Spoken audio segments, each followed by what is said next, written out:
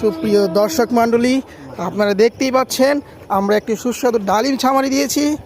অবশ্য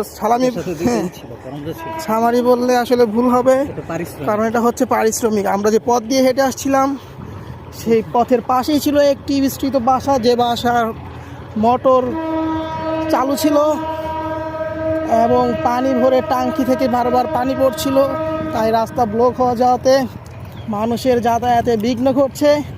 এবং সেই বিঘ্ন থেকে মানুষকে সহযোগিতা করার জন্য আমাদের পারভেজ প্রান্ত সেই মোটরটি বন্ধ করে দেয় এবং তার পারিশ্রমিক বাবদ এই পেয়ারাটি সে বাগান থেকে নিয়ে আসে। আপনারাই বলেন কি ডালিম? এই ডালিম দেখি কাঁচা, তাহলে তো তোমার পারিশ্রমিক পুরাই লস।